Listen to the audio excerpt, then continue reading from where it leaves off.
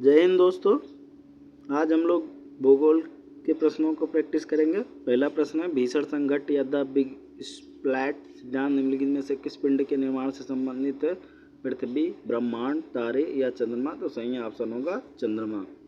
अगला प्रश्न देखते हैं, किसी भौगोलिक ग्रिड में अक्षांश को चिन्हित करने के लिए ग्लोब में पूर्व से पश्चिम की ओर खींची गई रेखाएं होती हैं। तो जो रेखाएं होती हैं वो क्या होती हैं? काल्पनिक रेखा होती है। ऐसा मानते हैं कि हम लोग इसको इधर से इधर मिलाते हैं, तो पहला एकदम सही है। दूसरा देख लेते हैं, देशांतर दर्शाने के लिए उत्तर से दक्षिण की ओर और उत्तरी ध्रुव से दक्षिणी ध्रुव की तक खींची गई रेखा होती है। तो दूसरा भी सही है, यानी कि सही ऑप्शन होगा 1 और 2। अगला देखते हैं, कह रहा है कि निम्नलिखित को सुमेलित कीजिए। कक्षा पूछ रहा है, कक्षा क्या होगा? परिक्रमण किसे कहते हैं? अक्ष किसे कहते हैं? या घूर्णन किसे कहते हैं? तो अब अगर इसमें से आपको एक भी पता चल जाए, जैसे घूर्णन है तो पृथ्वी का अपने अक्ष पर घूमना,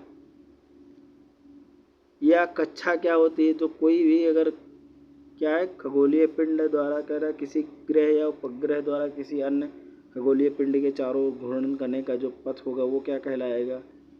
तो कोई भी आदमी है तो कहाँ घूमेगा? वो अपनी कक्षा से बाहर नहीं जाएगा। अगर आप कक्षा 5 में पढ़ रहे हैं तो कक्षा 5 छोड़ के कक्षा 6 में नहीं ना जाएंगे, हमेशा उसी के चारों ओर चक्कर लगाएंगे, कमरे का इस तरफ उस तरफ जाएंगे। तो कक्षा का पहले का क्या हो जाएगा? सेकंड वाले से। और आपका एक भी अगर सही हो जाएगा तो ये पूरा प्रश्न सही हो जाएगा। फिर कह रहा है परिक्रमण। तो परिक्रमण क्या होता है? परिक्रमण पृथ्वी का अपने निश्चित पथ पर जो सूर्य के चारों ओर चक्कर लगाती है उसको परिक्रमण कहते हैं। तो उसका बी का ऑप्शन 3 हो जाएगा। ठीक है। अक्ष क्या होता है? वो काल्पनिक रेखा जिसके चारों ओर पृथ्वी घूमती है उसी को उसका अक्ष कहते हैं। ठीक है। घूर्णन पृथ्वी का अपने अक्ष पर घूमना, तो सही ऑप्शन होगा सेकंड। ठीक है। अगला हम लोग देखते हैं अभिकथन और कारण। अभिकथन कहता है कि शीतोष्ण कटिबंधों में ऋतुएं पृथ्वी के अक्षीय झुकाव से प्रभावित होती हैं। ठीक है, सही है भाई। जो अक्षीय झुकाव, इसी वजह से जो ऋतु होते हैं उसमें परिवर्तन होता है। कारण कह रहा है किस वजह से? तो कारण कह रहा है कि अक्षीय झुकाव वर्ष भर सूर्य के प्रकाश के कोण में भिन्नता पैदा कर देता है। भाई कहीं पे कुछ, कहीं पे कुछ, कहीं पे कुछ जो है सूर्य की रोशनी प्राप्त होती है, जिससे तापमान और मौसम पैटर्न प्रभावित होता है। जैसे आप देख लीजिए, एक तरफ राजस्थान की गर्मी और दूसरी तरफ आप लोग देख लेंगे बेंगलुरु का तापमान। तो इसका सही ऑप्शन होगा ए और दोनों कथन सत्य हैं और ए का सही स्पष्टीकरण है। अगला देख लेते हैं, सूर्य ग्रहण सीमित भौगोलिक क्षेत्र में ही समग्रता प्रदान करता है क्योंकि पृथ्वी एक चिकनी सतह नहीं है, लेकिन इसमें ऊंचाई और गर्त है। अगला है, पृथ्वी पर चंद्रमा की छाया का आकार पृथ्वी के गोलार्ध की तुलना में छोटा होता है। यह भी एक ऑप्शन है। अगला है, सूर्य के चारों ओर पृथ्वी के प्रक्षेपपथ और पृथ्वी के चारों ओर चंद्रमा पूर्णवृत्त नहीं है। अगला है, वायुमंडलीय अपवर्तन के कारण सूर्य की किरणें चंद्रमा के छाया के अधिकांश पर्वतीय क्षेत्रों तक पहुंच सकती हैं। तो अब इन ऑप्शन में से आपको सोचना है कि जो सूर्य ग्रहण सीमित भौगोलिक क्षेत्रों में समग्रता क्यों प्रदान करता है? तो इसका सही ऑप्शन होगा सेकेंड। पृथ्वी पर जो चंद्रमा की छाया है उसका आकार पृथ्वी के गोलार्ध की तुलना में छोटा होता है, इसीलिए भौगोलिक क्षेत्र में समग्रता प्रदान प्राप्त करता है। अगला हम लोग प्रश्न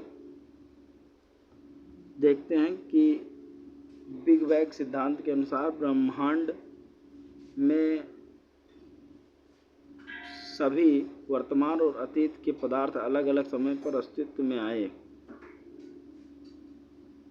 बिग बैंग सिद्धांत को विस्तृत ब्रह्मांड परिकल्पना भी कहा जाता है। तो कह रहा है कि अलग, अब देखो बिग बैंग सिद्धांत जब आया तभी हमारा जो ब्रह्मांड है, ब्रह्मांड चालू हुआ। जो सारे तत्व थे वो सब एग्जिस्टेंस में आए। अब कह रहा है सभी वर्तमान और अतीत के पदार्थ अलग अलग समय पर आए। भैया अलग अलग समय पर नहीं आए, सारे एक साथ में ही आए। उनका कोई अलग अलग डिफरेंट टाइम। जब बिग बैंग हुआ, ब्लास्ट हुआ, तो जो पदार्थ थे वो सब अपने अस्तित्व में आएंगे। तो पहला गलत है। दूसरा कह रहा है बिग बैंग सिद्धांत को विस्तृत ब्रह्मांड परिकल्पना है, तो एलेमेथियर ने कहा था और एकदम ये सही है, इसमें कोई दिक्कत ही नहीं है। तो सही ऑप्शन क्या हो जाएगा? ऑप्शन सेकंड, केवल सेकंड सही है और जो फर्स्ट है वो गलत है। अगला प्रश्न है, अब कितना है? कह रहा है क्रस्ट में वो स्थान जहाँ से गति प्रारंभ होती है फोकस कहलाता है। ठीक है। तर्क कहता है सतह पर फोकस के ऊपर का स्थान ऊपरी केंद्र कहलाता है। तो क्रस्ट में वो स्थान जहाँ से गति प्रारंभ होती है उसको फोकस कहते हैं। ठीक है। सतह पर फोकस के ऊपर का स्थान ऊपर केंद्र कहलाता है, लेकिन सतह के ऊपर का स्थान जो ऊपर केंद्र कहलाता है उसकी वजह से वो फोकस नहीं कहलाता है। ठीक है। तो दोनों कथन तो सही हैं लेकिन व्याख्या सही नहीं है। अगला प्रश्न देखते हैं। ग्रीष्म संक्रांति के दौरान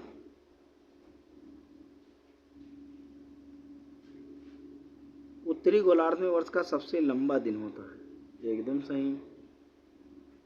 उत्तरी गोलार्ध सूर्य की ओर झुका हुआ है जिसके परिणाम स्वरूप दिन के समय लंबे होते हैं।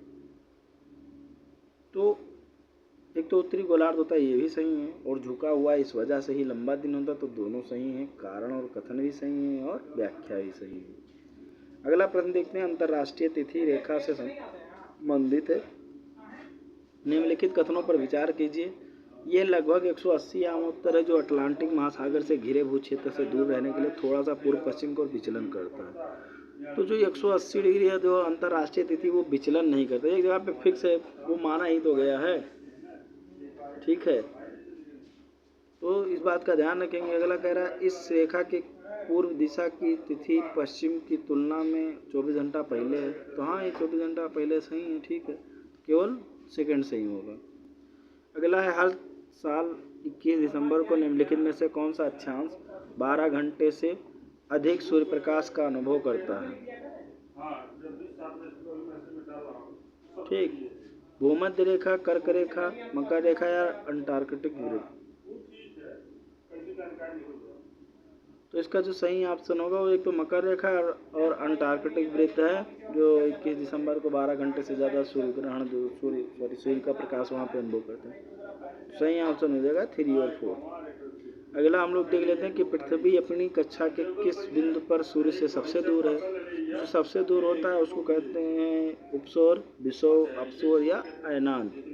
तो जब पृथ्वी अपने कक्षा से किसी सबसे दूर बिंदु पर होता है सूर्य से तो उसको हम लोग अपसौर कहते हैं। जब सबसे पास में होता है उपसौर कहते हैं। तो सही ऑप्शन होगा अपसौर।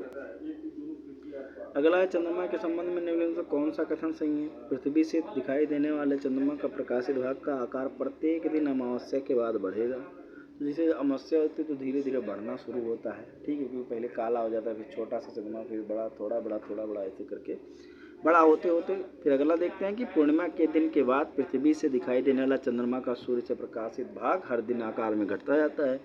तो जब भैया अमावस्या लगती है तो सब कुछ पूरी रात काली, इसके बाद अगले दिन, दूसरे दिन थोड़ा थोड़ा दिखना शुरू होगा, धीरे धीरे बढ़ेगा बढ़ेगा, और जिस दिन पूर्ण रूप से हो जाएगा उस दिन पूर्णिमा होगी।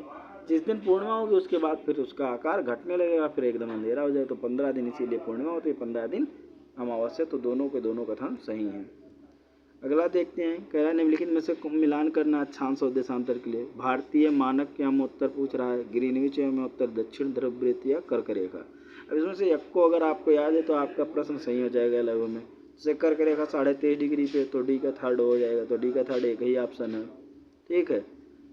और अगर हम लोग दक्षिण ध्रुव वृत्त देखें तो वो कहाँ पे 66.5 पे है। और अगर हम लोग ग्रीनविच उत्तर देखें तो कहाँ पे 0 डिग्री पे। भारत वाला जो है वो 82.5 डिग्री पे है, वहाँ से हम लोग टाइम को मेजर करते हैं। सही ऑप्शन हो जाएगा थर्ड। अगला देखते हैं। अब इसमें भी मेल कराना है कि शीत अयनांत शीतकालीन संक्रांति कब होती है, शरद विषुव कब होता है, ग्रीष्मकालीन अयनांत कब होता है, या बसंत विषुव कब होता है। तो इसमें भी अगर एक पता है तो लगभग में हो जाए। जैसे ग्रीष्मकालीन वाला जो संक्रांति होता है वो 21 जून को होता है। ठीक है। तो सी का सेकंड सही है, तो ये थर्ड में ऑप्शन में है, तो ये सही हो गया। तो शीत अयनांत जो है वो कब होता है, वो 22 दिसंबर को होता है। शरद विषुव जो होता है वो 23 सितंबर को होता है। ग्रीष्म संक्रांति जो है वो होती है 21 जून को, और बसंत विषुव होता है 21 मार्च को। निम्नलिखित में से कौन सा एकमात्र महाद्वीप है जिसके माध्यम से भूमध्य रेखा, कर्क रेखा और मकर रेखा, मतलब तीनों रेखाएं एकमात्र महाद्वीप से गुजरती हैं।